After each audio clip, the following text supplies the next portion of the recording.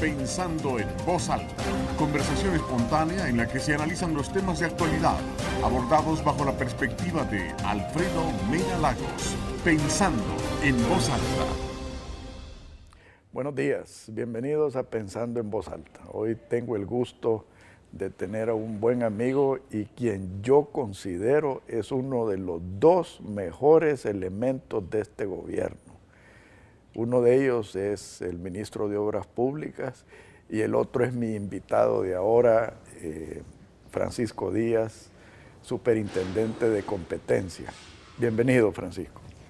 Muchas gracias, Alfredo. Siempre excediendo los elogios que me corresponden, te agradezco mucho y sí quiero decirle a la amable audiencia que para nosotros es muy grato, apreciamos mucho la oportunidad de conversar en este programa donde se puede explicar, exponer, discutir, discrepar sobre los temas que son importantes para el país. Gracias. Mira, yo desde que en mi fugaz paso por el gobierno comprendí que la competitividad de una nación es de lo más importante para generar prosperidad. Y en ese sentido, a mí me cuesta creer de que exista la competitividad sin competencia. Está a la base. Y por eso es que fueron de mis discrepancias dolorosas, porque yo creo que un partido como Arena que se llena la boca de libertad económica y de creer en la propiedad privada, nunca, en mi tiempo, nunca quisieron promulgar una ley de libre competencia. Fueron gobiernos posteriores los que la dieron y creo que Francisco, sin lugar a equivocarme, ha sido uno de los mejores, si no el mejor superintendente de competencia. Así que, Francisco, quisiera que nos explicaras como un preámbulo el concepto y la situación de la competencia aquí en El Salvador. Bueno, gracias, Alfredo. Yo coincido enteramente. No puede haber competitividad de la economía salvadoreña frente a otras, mientras las condiciones de competencia y más exactamente las condiciones de mercado encarezcan tanto la vida y la producción local nacional. Por eso es que es tan importante entender que condiciones abiertas para la competencia tienen que generar, y de hecho generan en donde se puede dar mayor productividad, mejores precios, mejores productos y en consecuencia mejores posibilidades de competir internacionalmente, que es la competitividad a que te refieres. Yo en esta oportunidad, agradeciendo nuevamente la invitación que nos has hecho, he tomado las láminas medulares que utilizamos cuando vino de visita la misión del Fondo Monetario Internacional para traerlas acá al programa. Entonces yo pediría el apoyo para poder pasarlas. Ellas hablan por sí solas, es poco lo que vamos a ir explicando acá. A ver, la primera gráfica compara las tendencias de precios entre los de cereales. Resulta que a principios de este año, en enero, la FAO, que es la Agencia de las Naciones Unidas para la Alimentación, publicó una información según la cual los precios de los alimentos venían a la baja desde hace ya 4 años al menos. A mí me sorprendió mucho y le pedí al equipo de economistas de la superintendencia que viéramos esa realidad, pues si concordaba con la nuestra o no, e hicieron estas investigaciones. Estas son, repito, tendencias y se puede ver perfectamente cómo no existe coincidencia. Y mientras la tendencia, tal como lo señala la FAO, va hacia abajo, en el caso nuestro ha subido y ahora se mantiene por arriba. Aquí estamos hablando de trigo. El comparativo ya en economía para nosotros es el pan francés, porque obviamente aquí pues no se comercializa con trigo. Veamos la siguiente lámina. La siguiente lámina, nos lleva a la comparación de la tendencia de precios en materia de carnes, que incluye la carne porcina, la carne de res y la carne de aves. Lo mismo volvemos a encontrar, la línea oscura es la de local, la nuestra. Volvemos a encontrar una tendencia al alza, subiendo, mientras la tendencia internacional es a la baja. Si vemos la tercera, que es todavía más dura, y ahí ya no hablamos de tendencia, sino que de una comparación de precios, pura y dura de precios, en materia de azúcar, encontramos que el precio internacional ha estado siempre por debajo del precio local del azúcar al consumidor, ¿no?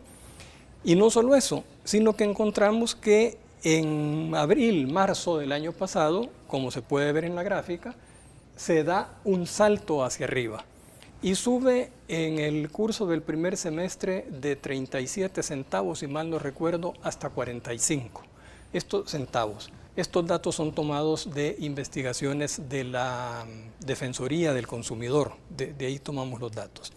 La siguiente lámina nos muestra un comparativo de los precios internos e internacionales del azúcar, donde se puede ver cómo en azul, la línea azul es el de los precios nuestros, a lo que se le vende al consumidor. La línea verde es lo que es el precio internacional y la línea roja el precio que se le paga al productor. De manera que otra vez una tremenda discrepancia.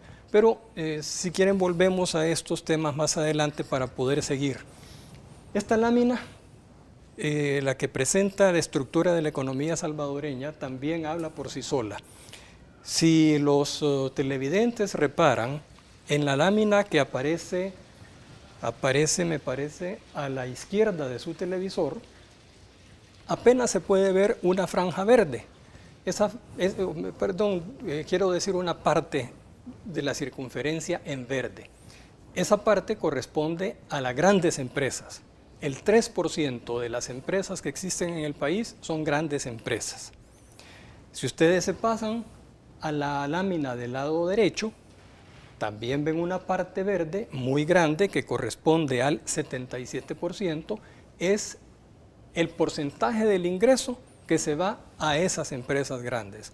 En cambio, las pequeñas empresas, que son el 49%, o medianas, que son el 49% de la totalidad, un total de 10.307, apenas reciben el 1% de los ingresos. Estas son realidades. Estos son números absolutamente crudos. No voy a decir que es el único país en que ocurre eso, pero sí voy a decir que mal de muchos no puede ser consuelo de tontos y que estos son problemas de estructura de mercado que tienen que ser atacados. De lo contrario, no vamos a tener jamás... Yo no emplearía la palabra atacados, Francisco, corregidos. Corregidos, correcto. Porque, vaya, a mí me acusan, y te lo voy a decir con toda sinceridad, que mi lucha por la competencia y por la eliminación de privilegios es por motivos personales. Y yo te puedo decir claramente que en absoluto tengo motivos personales. Lo que a mí me choca personalmente es ver este tipo de gráficas. La injusticia con que se trata al consumidor salvadoreño de una manera, te podría decir, artificial, porque son mercados manipulados, son privilegios vendidos por la clase política, y eso es un atentado contra cualquier sociedad que busque la prosperidad. Bueno, tú has dado ahí algunas causas, digamos, del fenómeno. Yo francamente solo quiero concretarme a presentar el fenómeno. A presentar el fenómeno. Tal vez en otra oportunidad, en otro foro, o si se nos pidiera opinión, cuando se nos ha pedido opinión, o efectivamente, pero digo, en un círculo de discusión técnica, pues los hemos dado. Yo te ruego a ti y a los amables televidentes que en ese sentido, pues me excusen. Voy a avanzar en las láminas que son sumamente interesantes. La que tenemos en este momento, que dice estructura y posición dominante, 1 de 3, nos muestra cómo en electricidad, en combustibles, en telecomunicaciones, hay una enorme concentración en cada uno de esos sectores. En economía, se utiliza el índice de Herfindahl, que aparece allí como HHI. De acuerdo a los estándares norteamericanos, una economía cuyo índice de Herfindahl está en los 2.500 puntos ya es una economía concentrada en una situación crítica. Estándares norteamericanos. ¿Y nosotros estamos en? Bueno, aquí vamos viendo. En generación de electricidad en 2.696. En distribución de electricidad en 6.264. En comercialización en 5.255. O sea que tenemos un puntaje muy por encima de. En combustibles estamos en una situación de concentración moderada. En telecomunicaciones de nuevo vemos una concentración muy grande a nivel de telefonía fija, a nivel de televisión abierta y de televisión por suscripción. 3.870, 5.258, 4.399 puntos. O sea que en todos ellos estamos cercanos al doble. Ahora, me gustaría hacer un comentario. Mucho de esto es por el tamaño de nuestra economía, ¿verdad? Correcto. Y ahí estás apuntando de una sola vez a un problema que yo pensaba que tenía que salir, obviamente aquí sale. Con mercados tan chicos y con las tecnologías que se desarrollan hoy día, es muy fácil que una o dos empresas cubran perfectamente todo el territorio. ¿Qué podemos decir frente a eso? Entonces, ¿que estamos a merced de la situación y que no podemos hacer nada? Yo creo que no.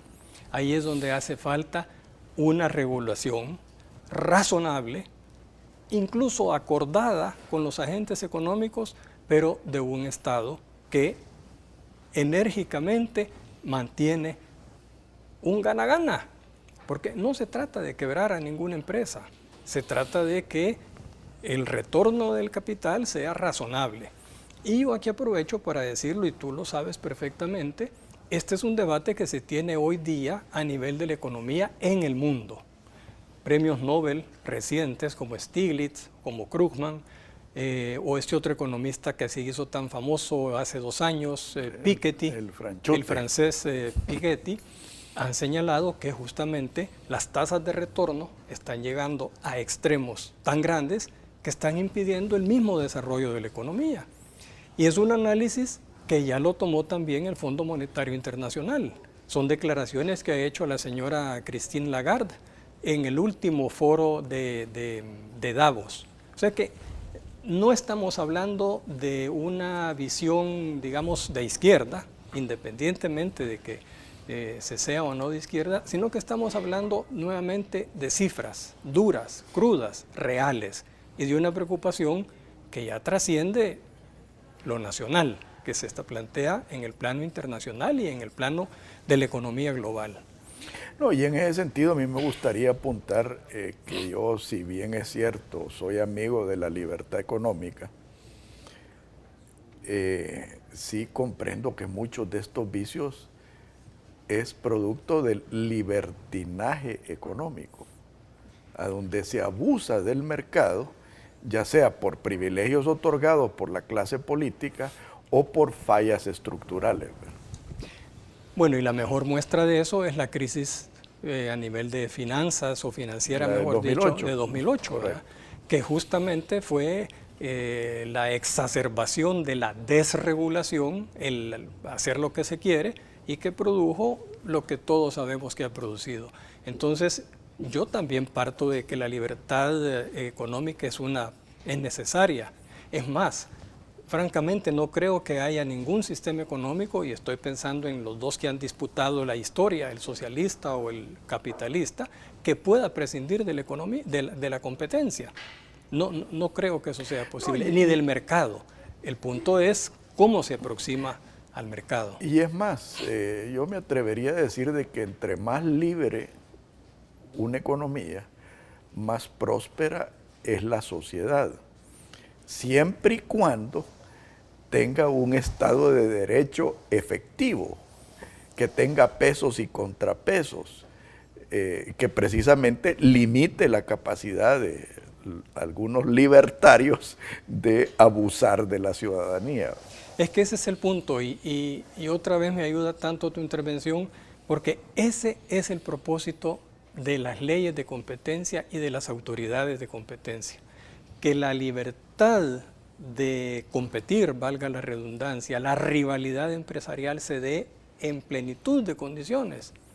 Claro, igual que en las Olimpiadas que ahora estamos viendo, hay categorías.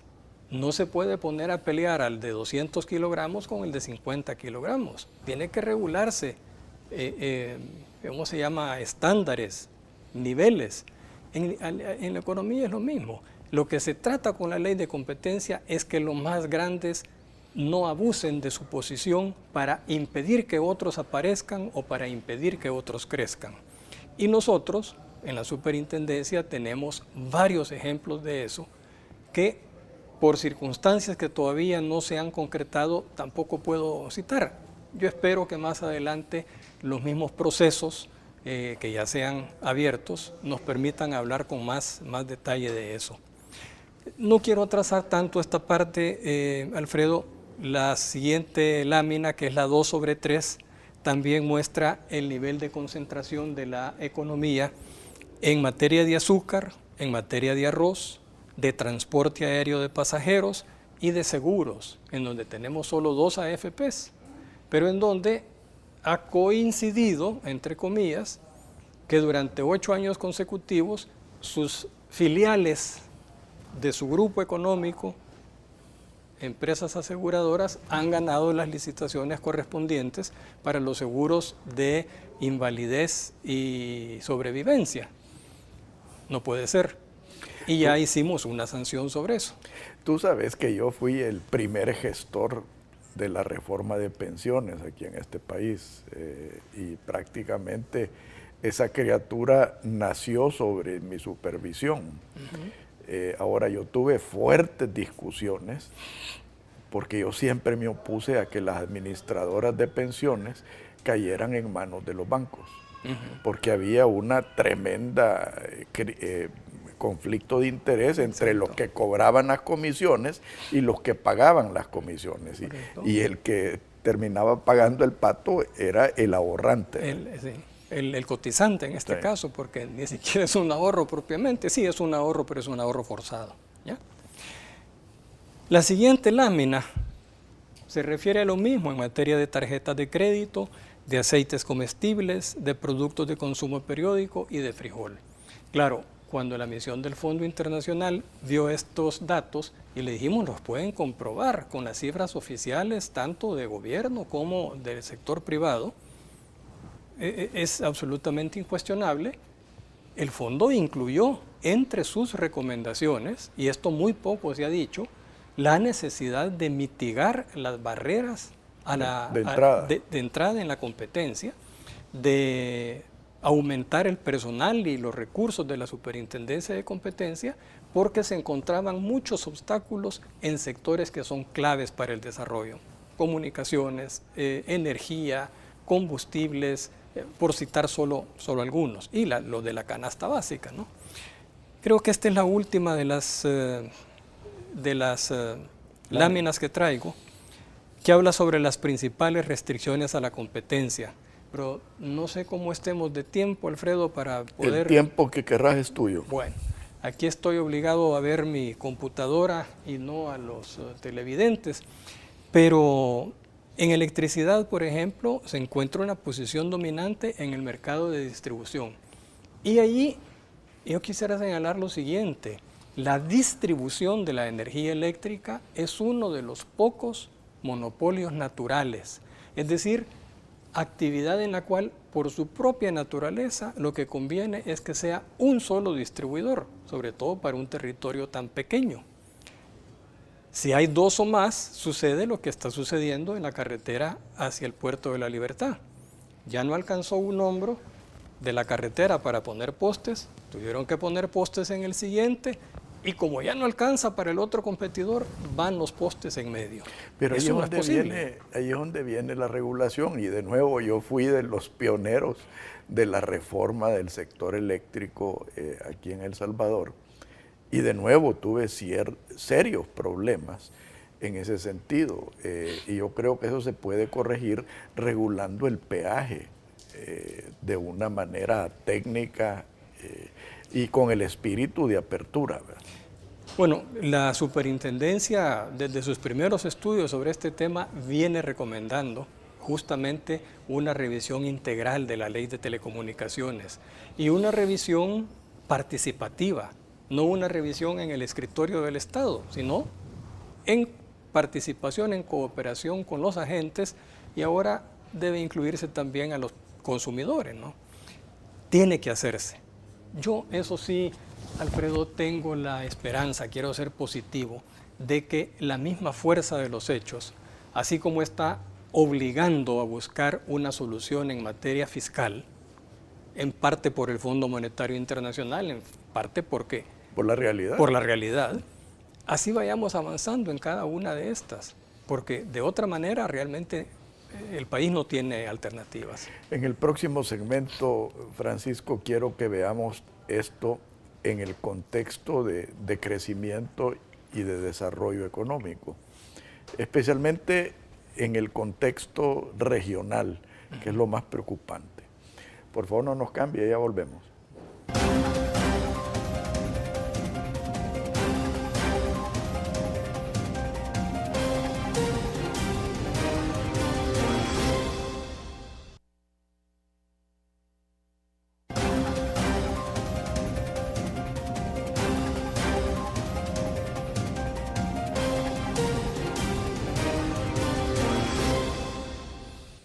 Francisco, hace unas semanas tuve aquí a dos muchachos cañeros y hablamos mucho sobre el sector azucarero, que ha sido una de mis luchas por la injusticia y diría yo hasta inconstitucionalidad de la generación.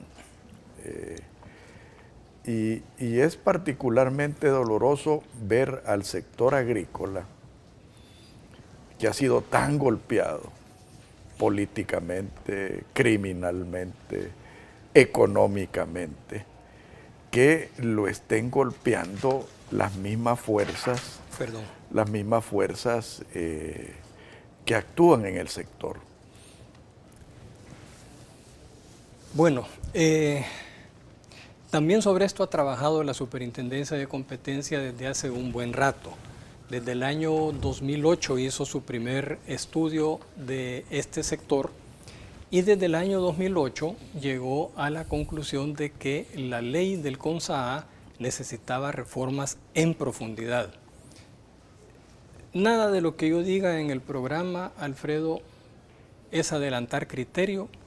Todo lo que yo estoy diciendo son investigaciones, estudios o resoluciones que se han tomado ya. Y esto lo aclaro porque ya hemos constatado la experiencia de que hay alguna gente que está pendiente de ver qué se dice para utilizarlo en sus respectivos casos. Recursos legales. Sí, ya adelantó criterio, ¿verdad?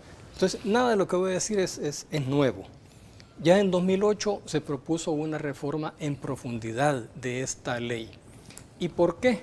Porque el tratamiento que le da esta ley al manejo de la producción de caña es el equivalente a lo que en derecho de competencia se conoce como un cartel, como un acuerdo de competidores, en la medida en que establece cuotas de venta al mercado local y al mercado preferencial, de tal forma que ya en conjunto ellos actúan como un solo agente económico. Entonces se propuso desde ese primer momento la derogatoria de varios de los artículos que establecen, que generan esta situación. Situación que además se prolonga, se estira, digámoslo así, hacia la distribución, hacia el empaque, hacia la distribución del azúcar. Y en esa materia sí, ya la superintendencia, siendo yo superintendente, impuso una sanción porque se pudo constatar que en la distribución del azúcar hay por lo menos dos cosas. Primero, una venta arbitraria o discrecional, es decir, yo le vendo solo a quien quiero, no al comprador que llega. Entonces, y con el empaque que quiero. ¿Perdón? Con el empaque que quiero. porque tengo entendido que hay hasta restricciones en el tipo de empaque que se utiliza. No es que hay solo una empacadora. No, el tipo de empaque, que si es 1 libra, 5 libras, 1 quintal. No sé, allí realmente yo no sé a qué se debe el cambio que ha habido recientemente de pasar de libras a kilogramos. Pero lo cierto es que el azúcar blanca a granel, que es la que puede interesar para competir en materia de empaque y de distribución, no se la venden a cualquiera, sino que lo remiten a que le venda de azúcar. Entonces, al venderle de azúcar, y esa fue la otra parte que se confirmó y por la cual se impuso la sanción, los precios tienen un comportamiento que no es económicamente razonable. ¿Qué quiero decir? Lo razonable es que si tú me compras más, yo te dé mejor precio. Eso es lo razonable. Pues bien, en las ventas de azúcar, y aquí está el gráfico también, lo podemos ver después, se da una situación paradójica. La venta a los canales que van hacia la industria aplican esa lógica, que es la lógica razonable. A mayor cantidad de lo que tú me compras, mejor precio te doy. Pero la venta hacia los canales que van al consumidor, la lógica se invierte y se comprueba que a mayor cantidad, más elevado el precio. Entonces, eso no tiene ningún sentido, no tiene ninguna lógica económica, sino una verdadera arbitrariedad. Y fue esa la segunda de las razones por las cuales se impuso la sanción, que para los volúmenes de lo que significan estos negocios tampoco es cosa del otro mundo, ¿no? Bueno, la sanción es una de las más altas, fue de $1.015.500. Que no es nada para ellos. Bueno, nosotros calculamos, y está dicho en esa misma resolución que está en la página web de la Superintendencia, que el sobreprecio que habíamos pagado los hogares salvadoreños durante el año 2010 nada más era de $12.483.000. Entonces realmente la sanción no es cosa del otro mundo. Pero no nos quedemos en los números, aunque eso es lo que más impacta y lo que hace madera en los periódicos. No, la sanción también imponía medidas conductuales, es decir, obligaciones de hacer por parte de Azúcar. Abstenerse de discriminar precios en la venta de azúcar entre sus clientes. Vender el azúcar sin restricciones de ningún tipo a cualquier comprador que lo requiera, sea a granel o sea empacada. Publicar los precios de venta del azúcar al público y publicar un desplegado de página entera por 3 días consecutivos en todos los diarios de circulación nacional sobre la decisión de la superintendencia. Esto está detenido por la Sala de lo Contencioso Administrativo. Se presentó un recurso ahí de contencioso, se dictó una medida cautelar y ni se cobra la multa, ni se paga la multa, ni se realizan estas conductas que además son las conductas propias del mercado. Pues, ¿y qué le estamos diciendo? Usted está obligado a venderle a cualquier comprador que llegue, no debe discriminar. Eso no ha podido hacerse. No, y fíjate que a mí lo que me impactó de ese programa con estos muchachos cañeros es que esto redunda inclusive hasta en la disposición de sus propiedades. O sea, uno de ellos me puso el ejemplo que tiene una propiedad cañera que lo obligan a entregarle la caña a X ingenio sin tener un contrato, o sea que es una obligación estructural. Y cuando me dice, y le digo, bueno, ¿y por qué no, si está así, por qué no vende la propiedad? Porque nadie me la compra, me dice. Porque es una propiedad con vocación cañera y se van a ir a topar con las mismas limitaciones. O sea que aquí estamos hablando hasta de interferir con el derecho de propiedad de los agricultores. Ya hemos tenido ese tipo de denuncia en la superintendencia. Lamentablemente no pudo prosperar Pues también la ley, hay que decirlo, es como un embudo, pero al revés. Tiene una boca muy angosta, es muy rigurosa, muy exigente. Entonces, si no se cumplen con todos los requerimientos, no puede avanzar. Pero ya se presentó justamente ese, no sé si será la misma persona, francamente, pero sé que no es la única, que una vez que su propiedad está en medio o muy cerca o ya dentro de lo que se llama el radio de influencia. Exactamente, no le van quedando más alternativas, ¿no? En el Ministerio de Medio Ambiente hay bastante trabajo también sobre el impacto medioambiental que esto tiene, no solo en la tierra, sino el impacto que va produciendo en los manglares y en consecuencia también en la zona costera del país. Yo vuelvo y repito, espero que la fuerza de los hechos obliguen a sentarse en torno a una mesa y analizar estos problemas.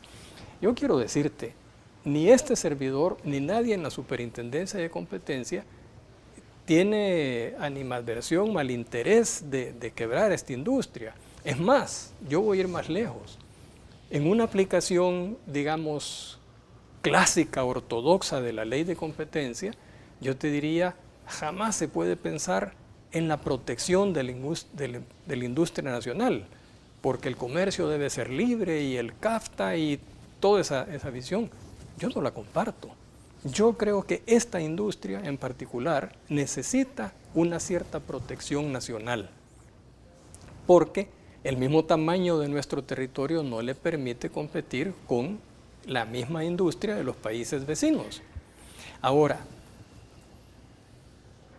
esa protección a nivel nacional debe de traducirse también en una ventaja para todos los que participan en la cadena. Pero fíjate que yo no sé si estoy de acuerdo contigo en ese sentido, Francisco, porque yo sí creo en la apertura económica. Yo te voy a contar aquí una anécdota.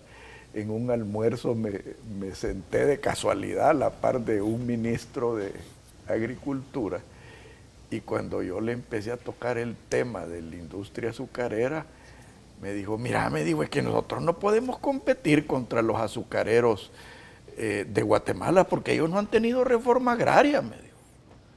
Ah, le digo yo, entonces quiere decir de que estamos condenados a seguir pagando el pecado de la reforma agraria per secula seculorum. No me contestó, ¿verdad? Y lógicamente me cambió de tema. Pero te quiero dar otra anécdota que yo conozco muy bien. Nicaragua, que es un país que tiene un gobierno disque de izquierda, han permitido que ingenios de Guatemala lleguen a comprar ingenios cerrados en Nicaragua. ¿Y eso qué ha significado?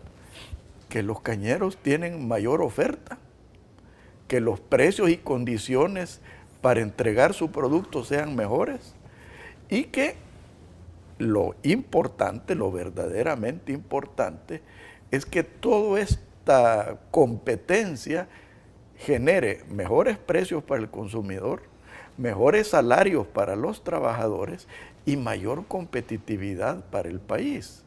Entonces, yo por eso es que no comparto, y sí debo confesar de que soy amigo de la integración centroamericana, yo no comparto el proteger, entre comillas, a las industrias a nivel regional.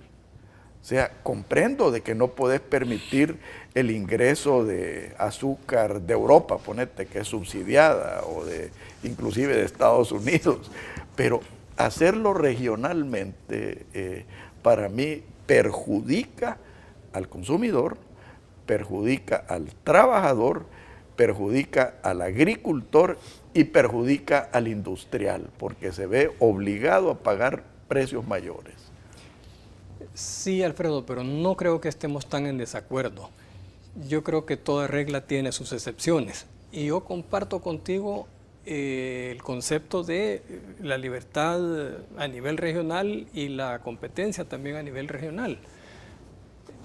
Por ejemplo, en el caso de las cervezas es otro caso absolutamente evidente. Las marcas nacionales nacieron a principios del siglo pasado para su país, y aquí no encuentro una Gallo, como en Guatemala no encuentro una Pilsener.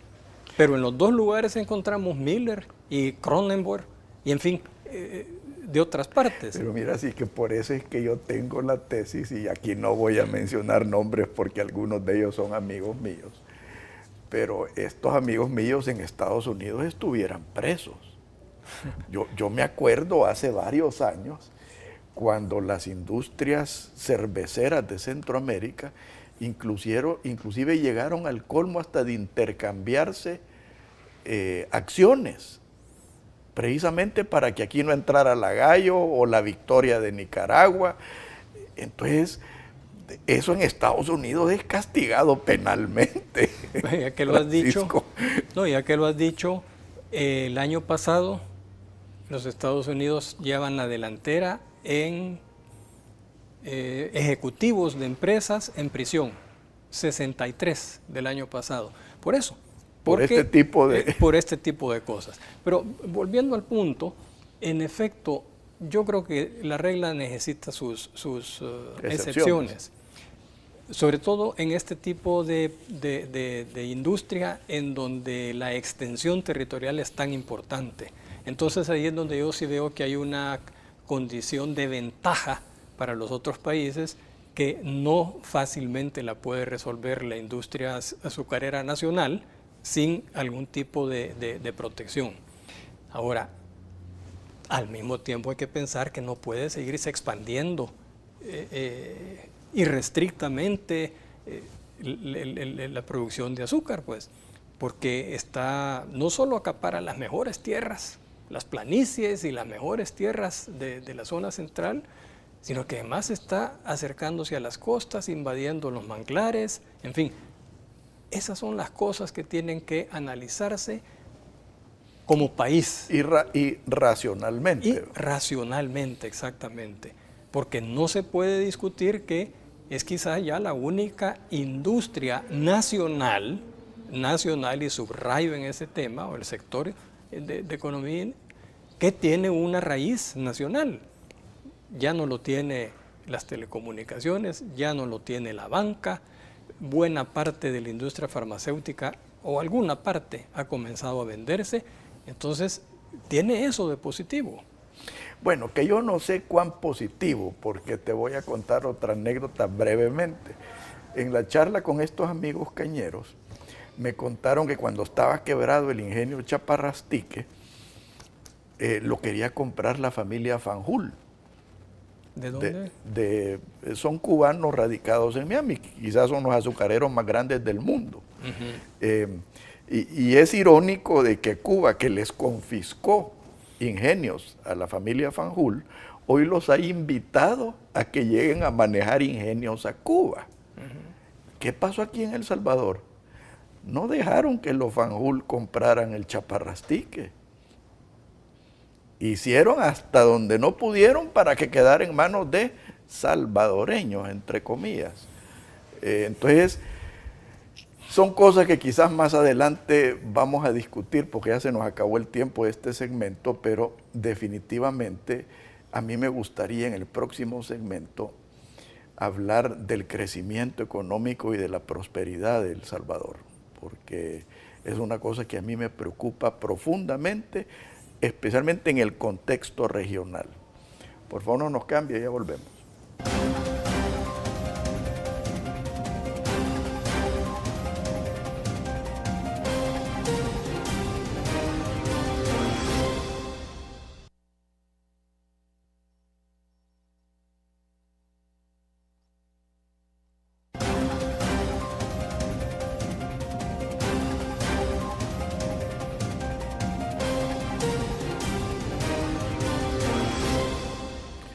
Francisco, a mí me preocupa muchísimo la posición de El Salvador respecto a nuestros vecinos. Después de ser el país que probablemente iba a la cabeza del desarrollo, la prosperidad y el crecimiento, hoy vamos a la cola. Y yo estoy convencido de que parte del problema es la partidocracia, de ambos lados. Porque yo una de las caricaturas más simpáticas que he visto es una mano del FMLN y otra mano de Arena dándose la mano.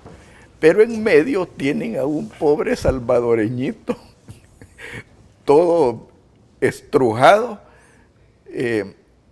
Entonces, vaya, no es que quiera agarrar el ejemplo del sector azucarero, pero es ilustrativo de que nosotros vemos que uno de los dueños de Arena, que está en el sector azucarero, también le financia la campaña al FMLN.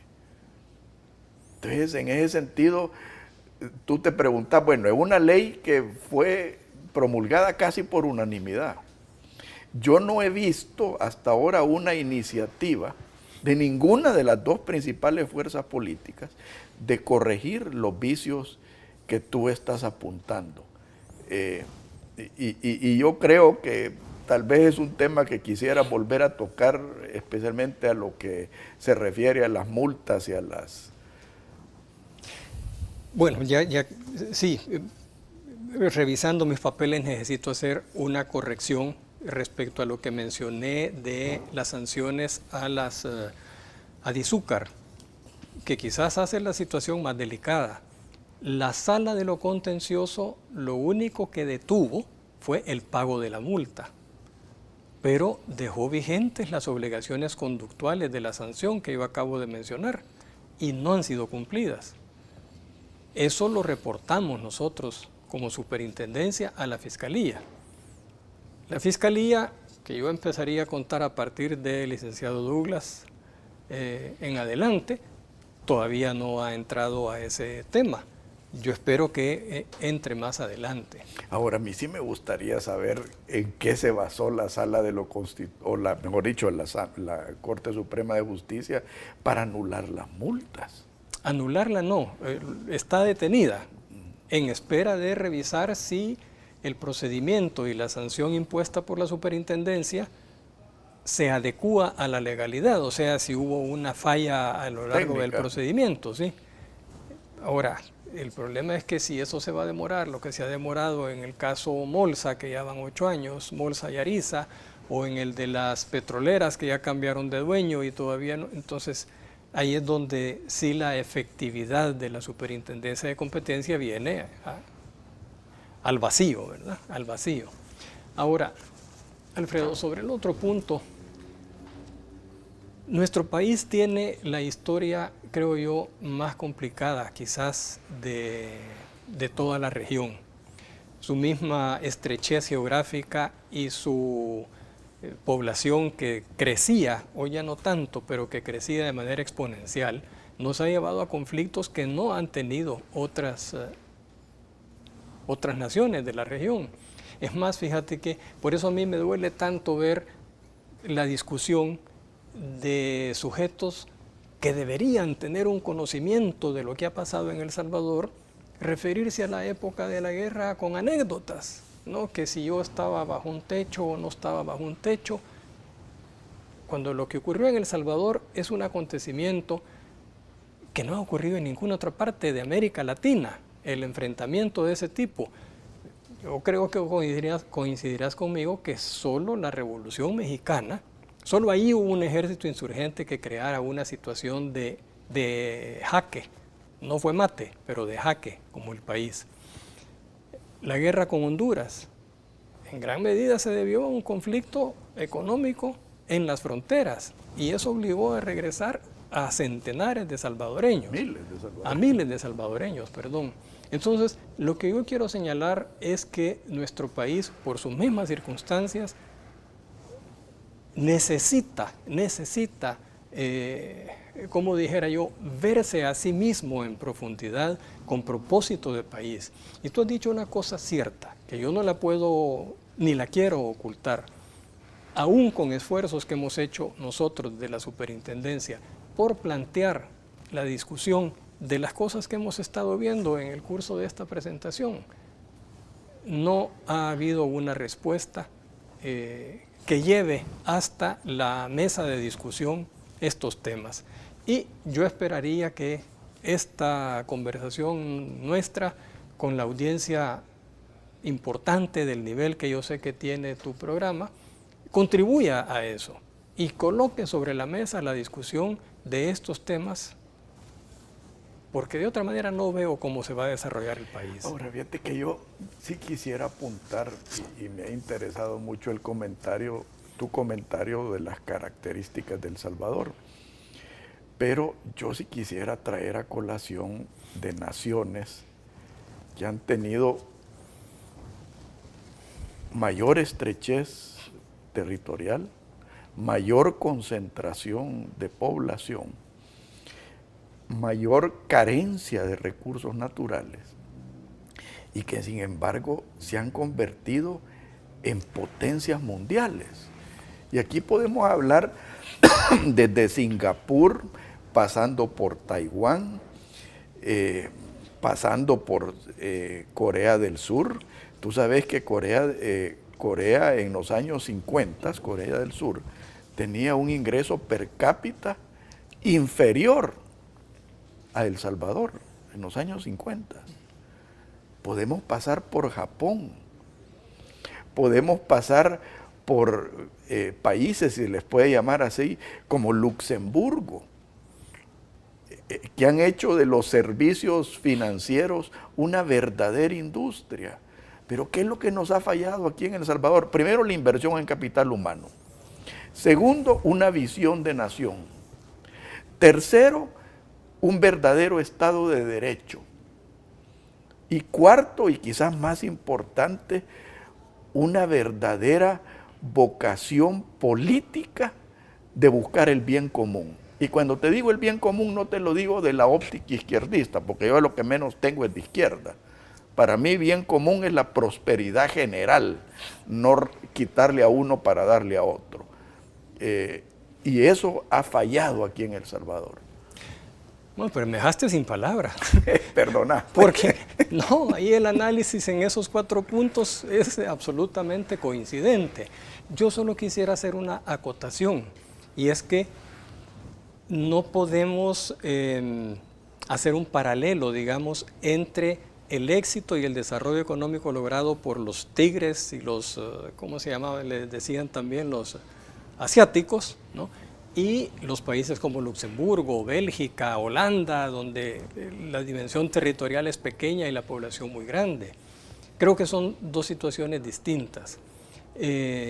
Pero resultados similares. Sí, sí. Lo que hace falta investigar, y yo confieso que eso sí no lo he hecho, me quedo al nivel de conocer, es lo que tú has dicho, es cuál es el origen económico-social de los dirigentes de esos países asiáticos que tuvieron esa visión de nación, de apostarle al capital humano, lo que tú has mencionado, porque eso no ha habido aquí en el país.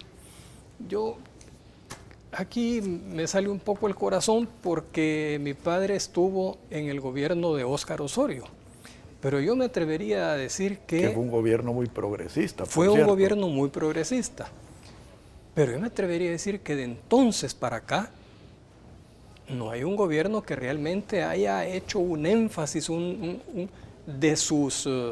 bueno, para acá, cuidado, me corrijo, porque creo que lo ha intentado seriamente tanto el gobierno anterior como el gobierno actual, pero no ha tenido las condiciones que sí tuvo aquel gobierno para hacer una inversión en desarrollo humano y en desarrollo social como la que hubo entonces. Pero Francisco... Perdón, solo para completar. Entonces quiero decir, ha habido un abandono de esas cosas. Lejos de haber una atención sobre los 4 puntos que tú señalaste, ha habido un desentendimiento. Después de la guerra, Alfredo, hubo condiciones excepcionales para impulsar el desarrollo nacional. Tranquilidad interna, un periodo de crecimiento de la economía internacional, un apoyo de la comunidad internacional como nunca. ¿Y qué pasó entonces?